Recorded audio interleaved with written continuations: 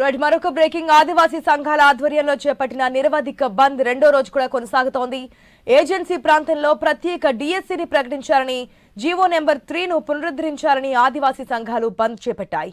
RTC డిపోల ఎదుట నిరసన చేపట్టడంతో డిపోలకే బస్సులు పరిమితమయ్యాయి. మనం చూసిన నిన్న కూడా ఏదైతే ప్రధాని మోదీ ఏపీకి వస్తున్నటువంటి తరుణంలో మన్యం బంద్కి అయితే ప్రకటించారు. మెగా డిఎస్సీ ప్రకటించారు సీఎం చంద్రబాబు పుట్టినరోజు సందర్భంగా.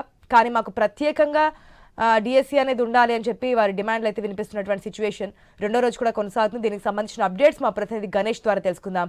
గణేష్, రెండో రోజు కూడా ఈ బంద్ అయితే కొనసాగుతున్నట్టు తెలుస్తోంది, బస్సులు డిపోలకే పరిమితమైనట్టు తెలుస్తోంది, డీటెయిల్స్ ఏంటి?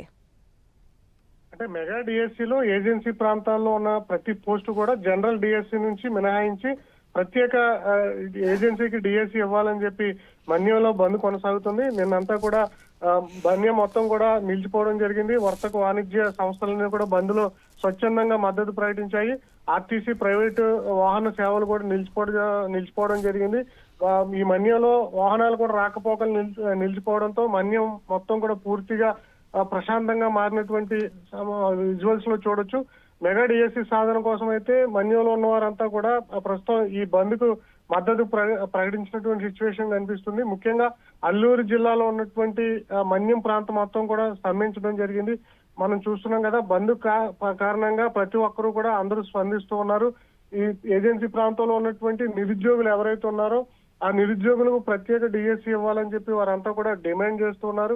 ఈ డిఎస్సీ వల్ల తమకు అన్యాయం జరుగుతుందని చెప్తూ ఉన్నారు. ఎందుకంటే ఈ డిఎస్సీలో ఉన్నటువంటి చాలా మంది కోచింగ్లు తీసుకుంటూ ఉంటారు. అందువల్ల ఏజెన్సీలో ఉన్నటువంటి నిరుద్యోగులు అందరికీ కూడా ఇబ్బంది ఏర్పడుతుంది. సిటీలో ఉన్నటువంటి వారంతా కూడా ఈ పోటీలో ముందంజలో ఉండేటువంటి అవకాశం ఉంటుంది. మన్యంలో ఉన్నటువంటి నిరుద్యోగులు కొంత వెనకబడే వెసులుబాటు ఉండడంతో వీరంతా కూడా డిఎస్సీలో వెనకుండి ఉద్యోగాలు రానటువంటి పరిస్థితుల్లో ఉన్నారు. కాబట్టి దీనికి ప్రత్యేక డిఎస్సీ ఏజెన్సీలో ప్రకటించాలని చెప్పి ఈ ఆదివాసీ సంఘాలు అయితే డిమాండ్ చేస్తున్నాయి. ఇదే క్రమంలో ప్రభుత్వం ఎలా అయినా స్పందిస్తుందా లేదా అనేది చూడాల్సి ఉంది. నిన్నటితో పాటు రెండో రోజు కూడా ఇవాళ కూడా ఈ బంద్ అయితే కొనసాగుతుంది. జీవో నెంబర్ 3ని వీరంతా కూడా కొనసాగించాలని చెప్పి కోరుతూ ఉన్నారు. ఈ మన్యంలో బంద్ కారణంగా ప్రభుత్వం స్పందన ఏ విధంగా ఉంటుంది, ప్రత్యేక డిఎస్సీలు ఏమైనా వెసులుబాటు కల్పిస్తుందా లేదనేది చూడాల్సి ఉంది. ఒకవేళ ప్రభుత్వం స్పందించుకుంటే రేపు కూడా ఈ బంద్ను కొనసాగించే అవకాశం ఉంటుంది. ప్రభుత్వం స్పందించేంత వరకు కూడా ఏజెన్సీలో బంద్ను కొనసాగిస్తామనేది నిరుద్యోగ సంఘాలు, ఈ ఆదివాసీ సంఘాలు చెప్తున్నాయి.